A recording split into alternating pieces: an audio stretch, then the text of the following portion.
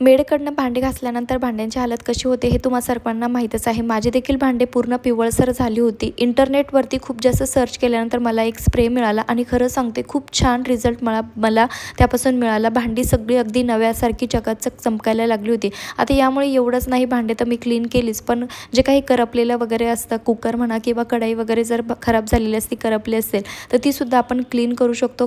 काहीच मेहनत घेण्याची गरज नाही आहे, फक्त स्प्रे करायचं आणि अगदी थोडंसं स्क्रब करायचं आहे। यामुळे तुम्ही तुमचा किचन ओटा किंवा गॅस स्टोवसुद्धा क्लीन करू शकता।